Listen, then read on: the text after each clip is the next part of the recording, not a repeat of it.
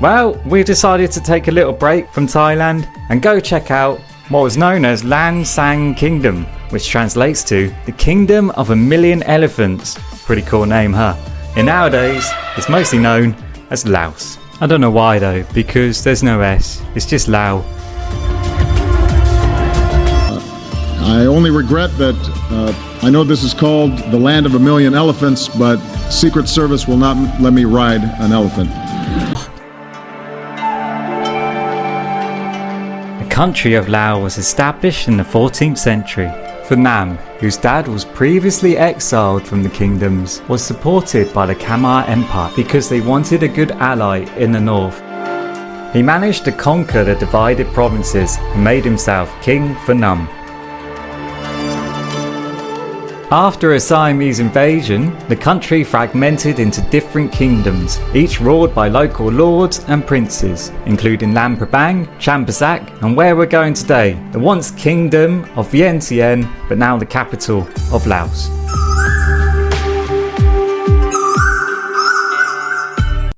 And this was a temple where the Emerald Buddha was housed for a short while. Now, when you go see it in Bangkok, it's very sacred and you're not allowed to take pictures of it there or anything, not inside the building anyway.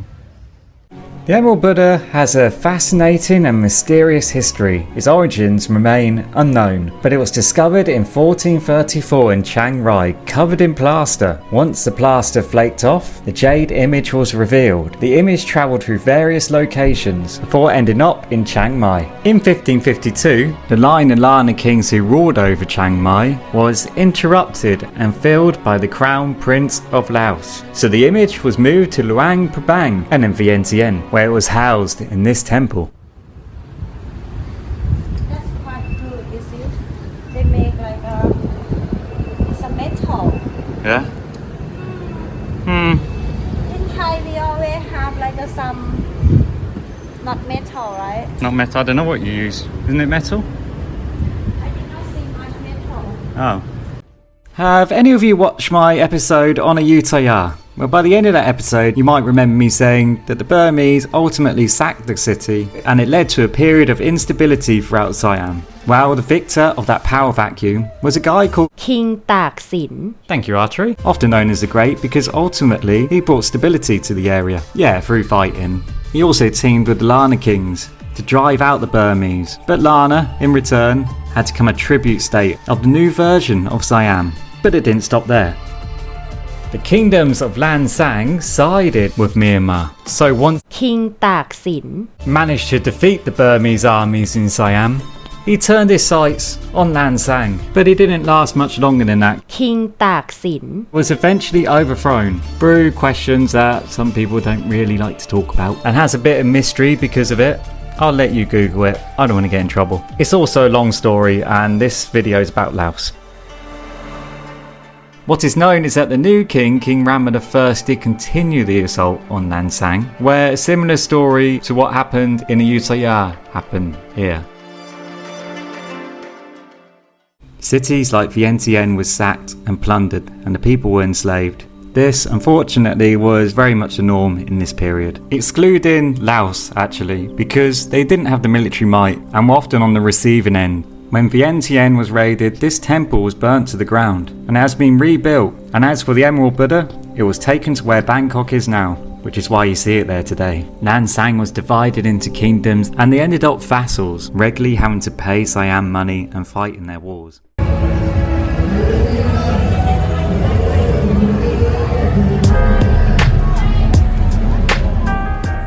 I didn't realise it at the time, but these boats are there for a reason. Le Hua Phai Festival, which happens the following day. And once again, I might be saying it wrong. These boats are put into the river, all lit up with offerings and candles. You see, in this part of the world where they practice Buddhist Lent, the end of Buddhist Lent also coincides with the start of dry season and the end of rainy season. They do this as a tribute to the river spirits. Now these river spirits aren't really connected to Buddhism, but the festival is, they kind of mixed it. Just like Christians have mixed paganism with Christianity when it comes to Christmas and Easter. Anyway, so these boats are put out into the river to seek forgiveness for any harm they've caused the water throughout the year, which is ironic really when you think about it. Pra Tat Luang, also known as the Great Stupa. This golden stupa is considered the most important monument in Laos. Originally built in the 3rd century, it has undergone several reconstructions, with the most recent reconstruction in the 1930s. This stupa is said to conceal a sacred relic of Buddha. It is believed to be the breastbone of Buddha, making it a revered site for Buddhists, and has become a must-see landmark in Laos. This is a 2nd century temple and it's been restored in the 1930s. In fact, it has its very own festival, Tat Luang Festival, which is held here for 3 days during the full moon of the 12th lunar month, November.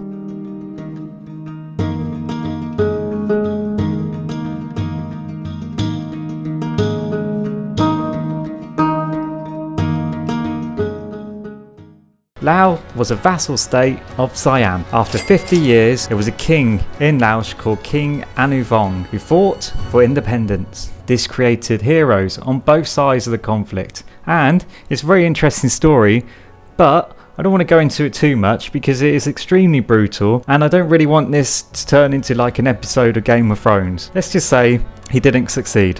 You see, he miscalculated. He saw that the tides of power were changing in Southeast Asia, and he figured Britain was on the borders with loads of weapons to invade Siam. But actually, Britain was there to sell an influx of weapons from the Napoleonic Wars to Siam. So not only were Siam not being invaded, they were also getting themselves some really modern weaponry. So things weren't looking very good for Vientiane, to say the least. But you know, King Anuvong wasn't actually wrong in many ways. Just 30 years after this event, the balance of power was changing rapidly in Southeast Asia, with the dominance of European powers. I just have to point out quickly that Laos and Siam, now Thailand, are the best of friends. The past is the past, it's just an interest in it. Just like back then, Britain were not very good friends with France and the US, and now we're the best of friends. Times move on. This is an old conflict that's well and truly over now. Things look very bleak in Laos. That was, of course, until the French turned up. Bonjour. In the 1860s, French explorers, including Ernest Duart de la Gourie and Frances Garnier. I'm so sorry about that. I probably said that wrong too. They found the ruins of Vientiane that was largely overgrown by vegetation. You definitely see the French architecture all over Vientiane, and it's beautiful. If you saw my previous episode, you might have seen me commenting on how the restaurants look very French. And there's plenty of European food in general as you go around Vientiane. European food, Laotian food, you really get food from everywhere. Actually, it's a very good place to come for food.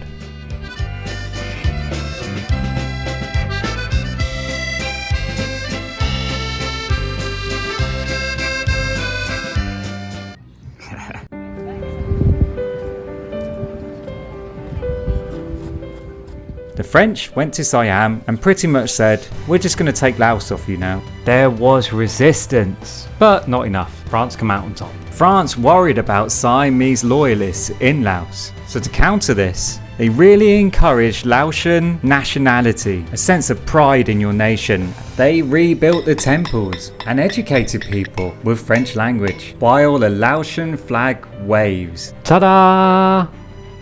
Okay, it's changed.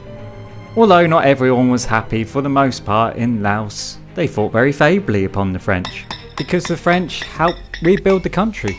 They also changed the name from Lan Xang to Laos, because Laotians were the biggest ethnic group in the country, although there are actually several ethnic groups in Laos. And nowadays, people have a mixed view, because some people see it as a positive era, and some people see it as another version of exploitation. Plus, it did lead to a very bloody war for independence in the end.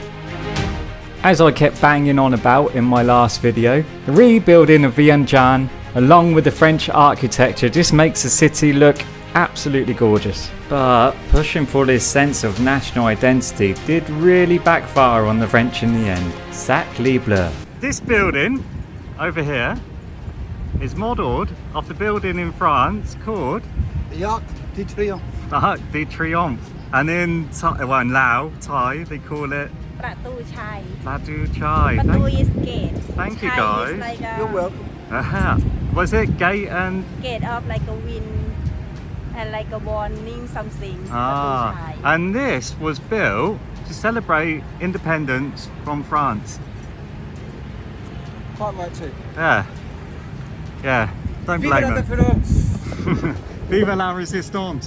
Yes, the sense of national identity was once again alive, and when the Nazis conquered France In 1940, well, something big happened in the place they've dubbed French Indochina.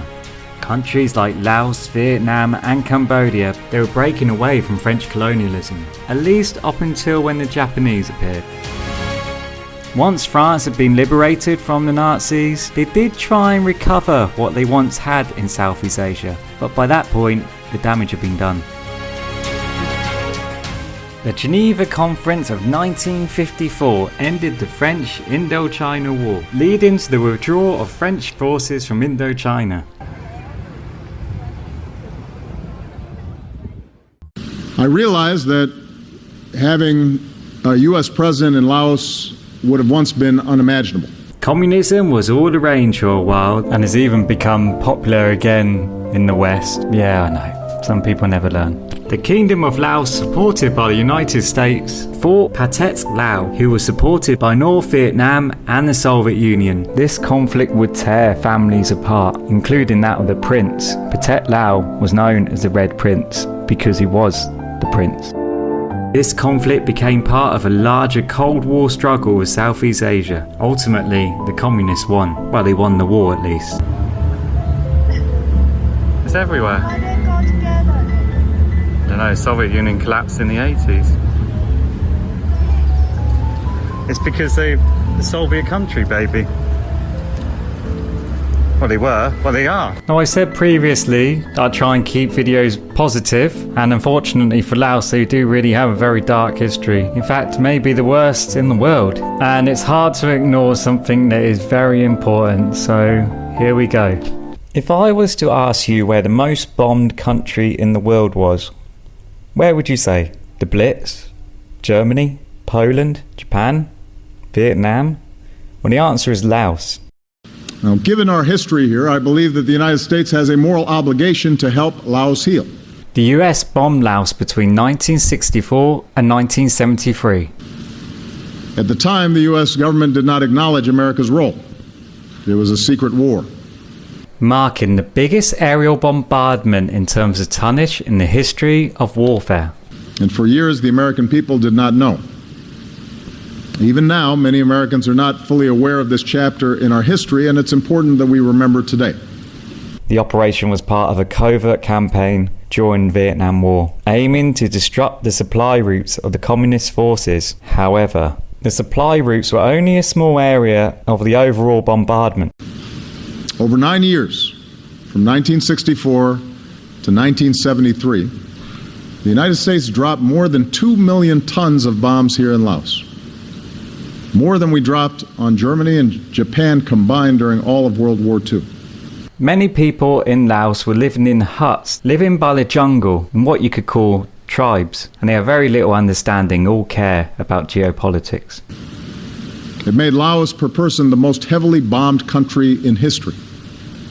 When the helicopters came, people would come out and stare, but they would soon learn to fear. As one Laotian said, the bombs fell like rain. Villages and entire valleys were obliterated. The ancient plain of jars was devastated. Countless civilians were killed.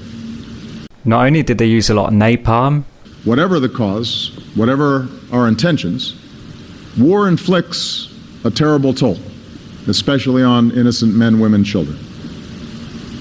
Today I stand with you in acknowledging the suffering and sacrifices on all sides of that conflict. but they use a lot of cluster bombs, which often enough don't explode on impact.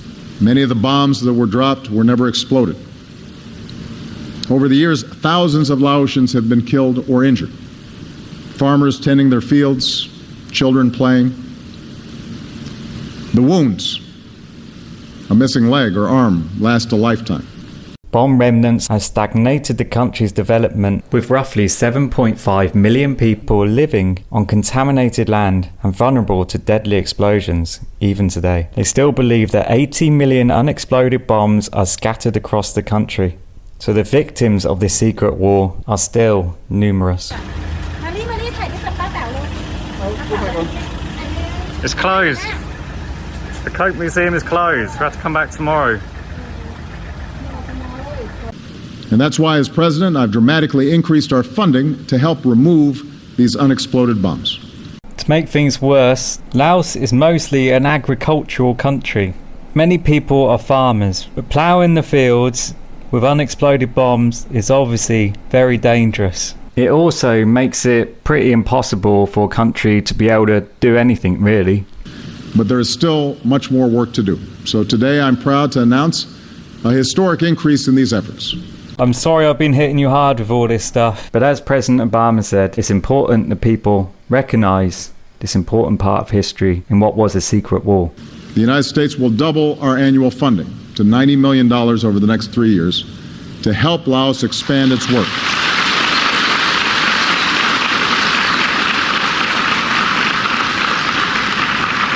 This will help Laos expand its work to remove even more bombs, allow Laotians to farm more land, and increase support for victims.